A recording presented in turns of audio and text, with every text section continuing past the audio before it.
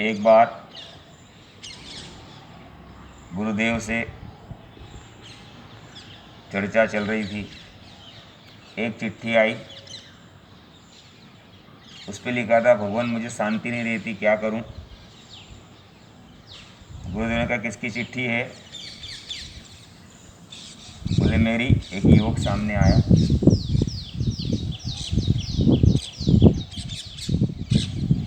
भाई एक नमो हरिहंताणम, नमो लोये सहस्राणु की माला गिना करो, या नमो सिद्धाणम, नमो लोये सहस्राणु माला गिना करो। इतनी देर में चिट्ठी आई, भगवान मुझे शांति नहीं रहती है।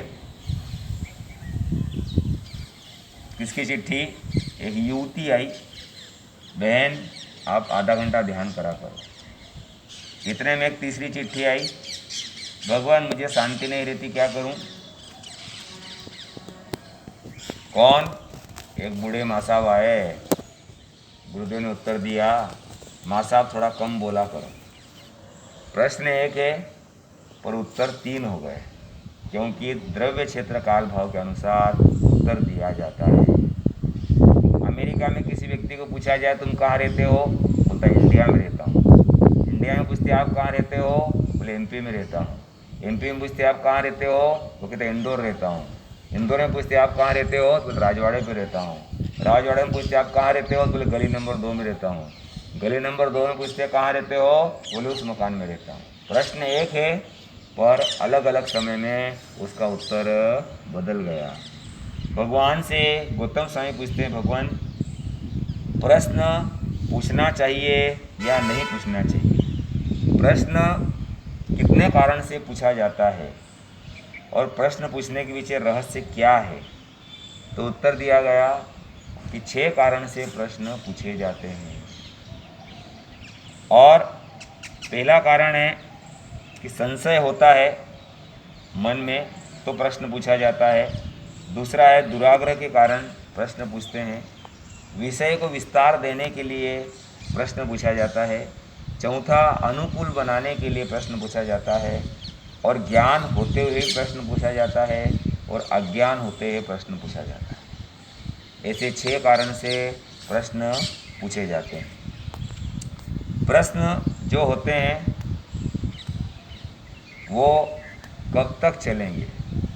उत्तर दिया गया जब तक मृत्यु नहीं आएगी तब तक चलेंगे, या जब केवल ज्ञान हो जाएगा उसके बाद प्रश्न नहीं रहेंगे। पहला संशय से जयंती भाई पूछती रहती थी। जयंती भाई ने अनेकों प्रश्न संशय के कारण भगवान से पूछे। दूसरा दुराग्रह, जब किसी को नीचा दिखाना हो तब भी व्यक्ति क्या करता है, प्रश्न पूछता है। जैसे किसी नौकर ने आपके यहाँ कोई चीज़ नीचे गिरा दी, तो आप उस नौकर को प्रश्न करते हो, ये क्या है रे, ये क्या है रे, जबकि आपको भी दिख रहा है क्या है, पर आप उसको नीचा दिखाने के लिए उससे प्रश्न पे प्रश्न करे जा रहे हैं। किसी चीज़ को विस्तार देना हो, अर्थात मैं लगातार व्याख्यान दे सकता हूँ 1 घंटे 2 घंटे, पर यदि हम आपस में प्रश्नोत्तर करें दिन भर भी निकाल सकते हैं। अर्थात विषय को विस्तार देना हो तो व्यक्ति प्रश्न करता है। किसी को अनुकूल बनाने के लिए, अर्थात हम किसी को अपने पक्ष में करना चाहते हैं तब प्रश्न पूछना चाहिए।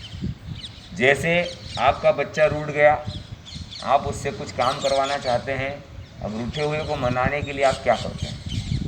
आप प्रश्न पूछते हैं, तू तो राजा बेटा है ना, तू तो प्यारा बेटा है ना, तू तो मम्मी का खास बेटा है ना। आपके प्रश्न चल रहे हैं तो आपको पता है कि सामने वाले क्या बनाना है, अनुकूल बनाना है। तो ऐसे किसी को अनुकूल बनाना है तो आप लोग प्रश्न पूछते हैं। यूँ भी जब आप प्रश्न पूछते हैं तो सामने वाले को लगता है कि मुझे बड़ा और खुद को छोटा समझा जा रहा है।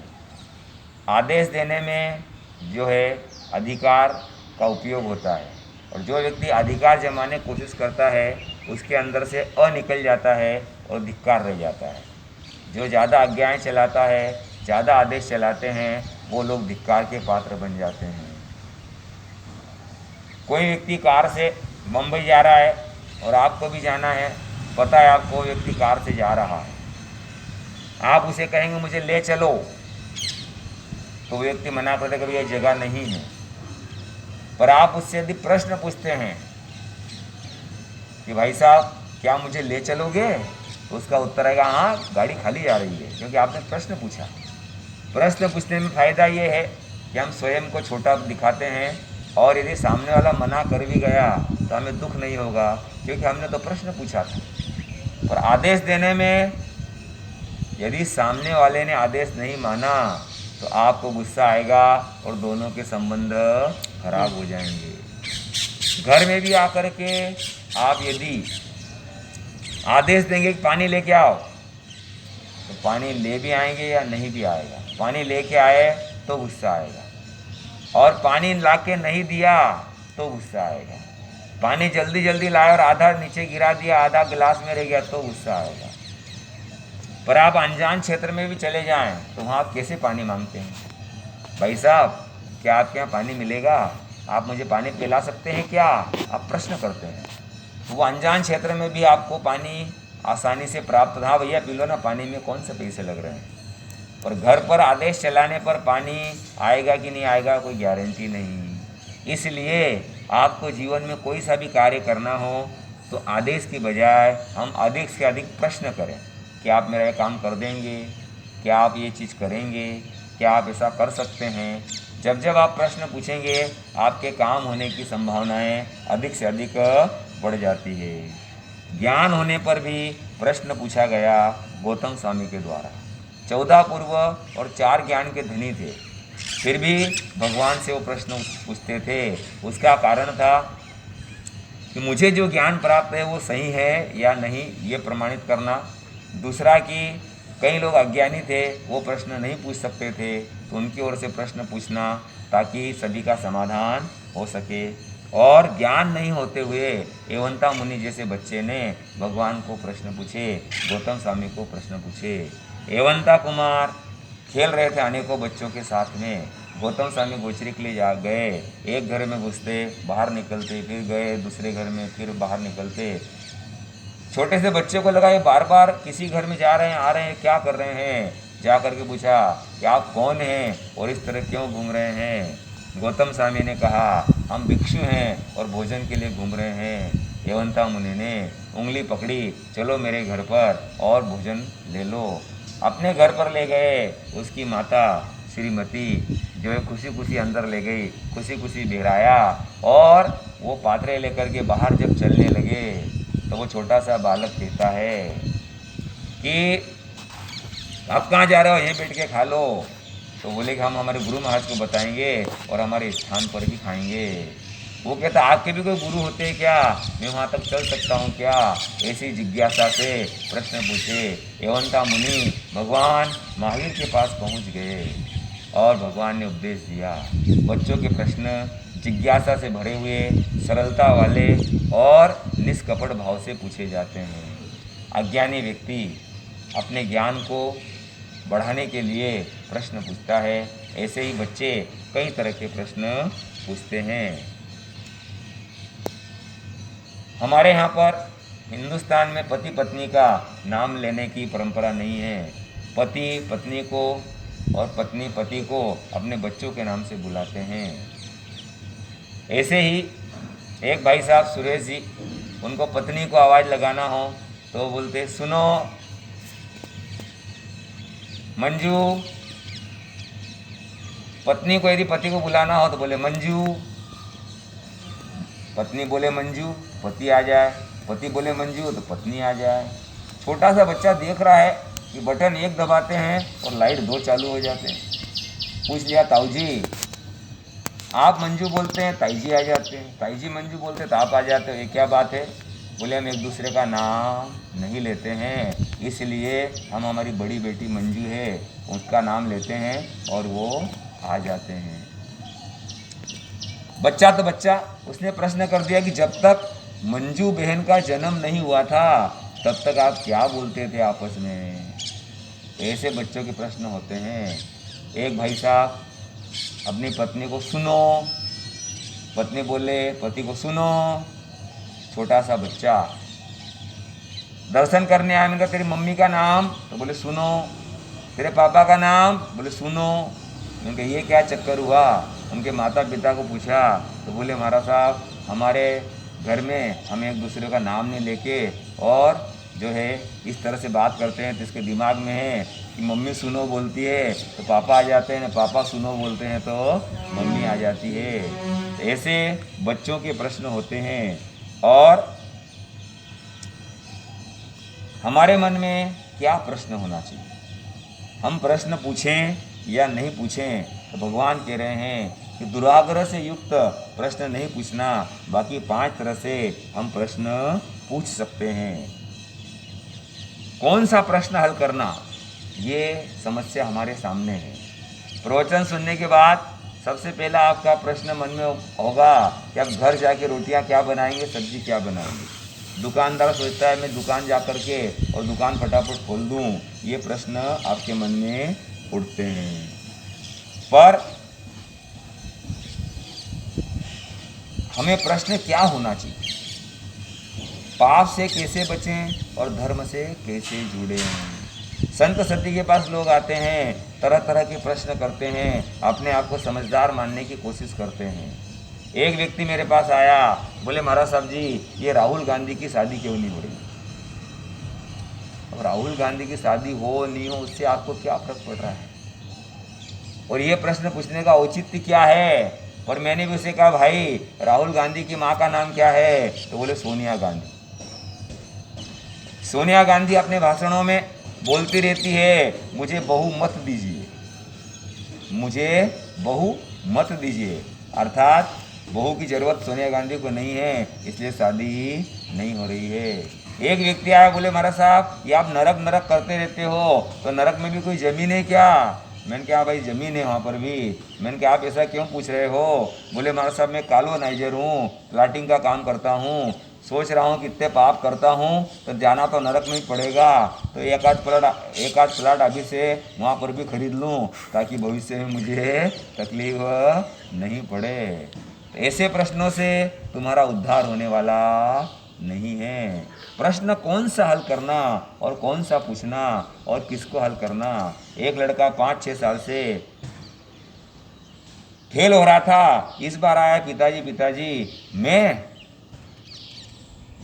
इस बार पेपर में 11 प्रश्न आए और पिताजी मैंने 10 प्रश्न हल कर दिए और 200 प्रश्न मेरे सही हैं। पिताजी ने कहा पेपर बताया, इसमें देखा पिताजी ने कि एक एक नंबर के 10 ऑब्जेक्टिव प्रश्न और 11वां प्रश्न था 90 नंबर का। भाई इसमें कौन कौन से हल किए, तो बोले पहले के 10 हल कर दिए। पहले के 10 प्रश्न हल करने पर कितने नंबर मिलेंगे, 10 नंबर मिलेंगे। और 11वां प्रश्न 90 नंबर का, वो तो हल किया ही नहीं। 10 प्रश्न सही होने पर भी आपको 10 नंबर मिलेंगे और 11वां प्रश्न 90 नंबर का नहीं करने से आपको जो है 90 नंबर नहीं मिलेंगे और आप फेल हो जाएंगे। ऐसे ही दुनिया के जितने ही प्रश्न आप हल कर रहे हैं, आपकी दुकान नहीं थी किराए की ले ली, 1 नंबर मिल गया। आपकी घर की दुकान हो गई, 1 नंबर फिर मिल गया। घर का मकान हो गया, फिर 1 नंबर मिल गया। शादी हो गई, फिर 1 नंबर मिल गया। बच्चे हो गए, फिर 1 नंबर मिल गया। बच्चों को बड़ा कर दिया, फिर 1 नंबर मिल गया। उनके शादी ब्याह कर दिए, फिर 1 नंबर मिल गया।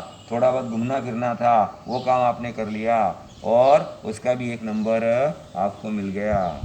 पर ये सारे प्रश्न आपने हल करने के बाद भी जीवन पूरा लगा दिया और अंत में आप देखेंगे कि आपको मात्र 10 नंबर मिले और आप फेल हो गए। इसलिए 90 नंबर का प्रश्न हल करना है कि मुझे ये मनुष्य जन्म क्यों मिला है। और जब भी कोई व्यक्ति इस पर चिंतन करेगा तो अपना मनुष्य जन्म सफल कर लेगा कि खाना पीना मौज उड़ाना ये तो सभी लोग करते हैं, पर मैं कुछ अलग से करूँगा तो हमको फ़ायदा होगा।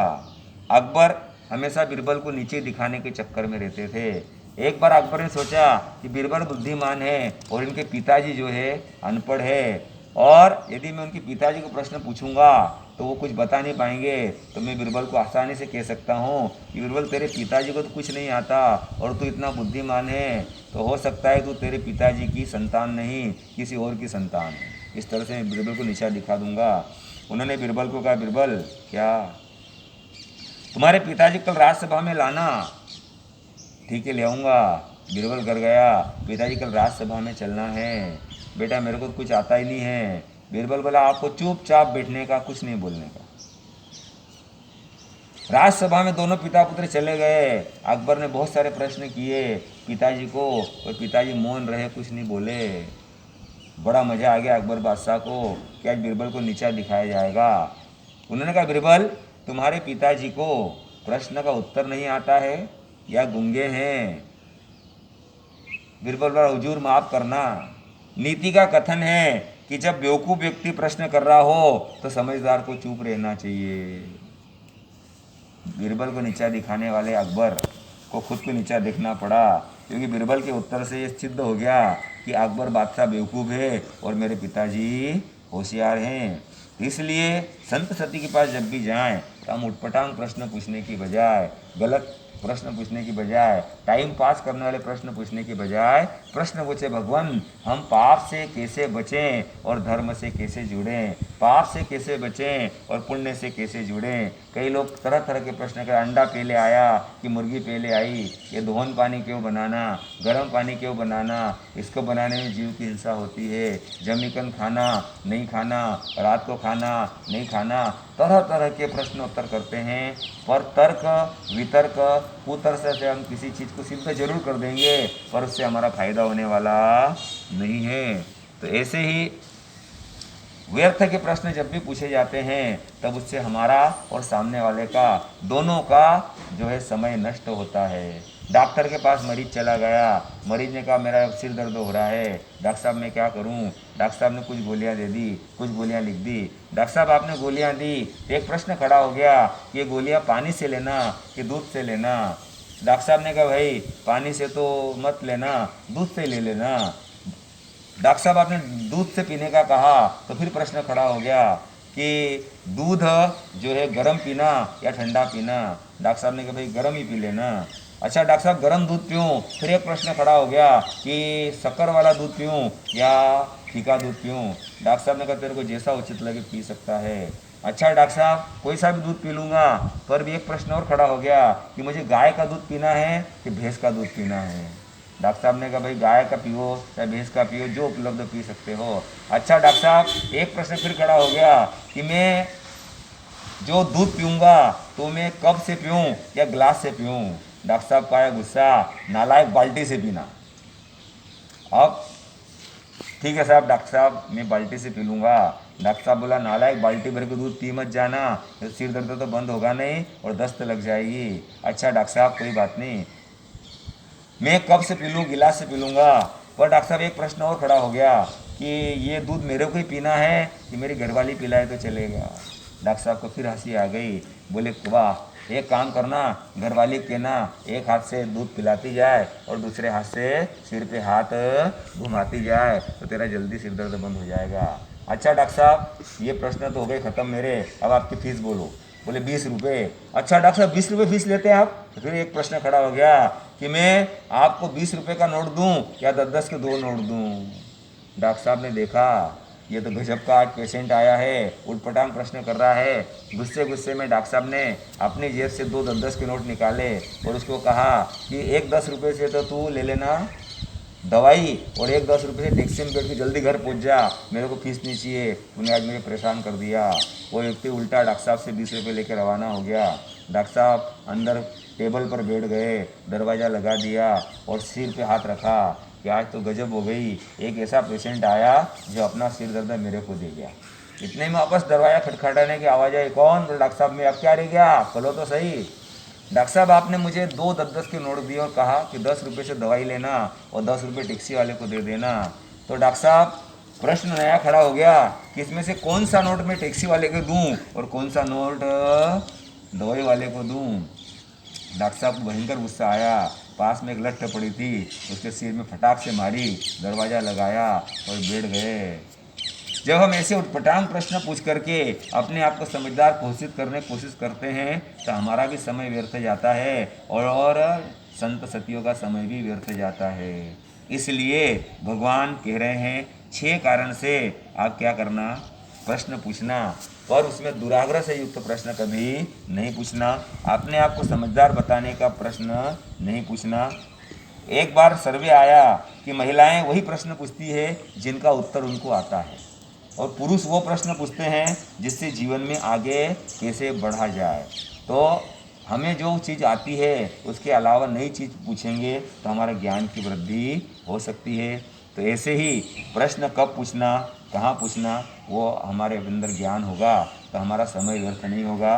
और एक ही प्रश्न मन में होना, एक ही प्रश्न संस्कृति से होना कि हम पाप से कैसे बचें और धर्म से कैसे जुड़ें, तो आपका समय सफल होगा, आपका जीवन सफल होगा और यहाँ भी आनंद होगा और आगे भी आनंद।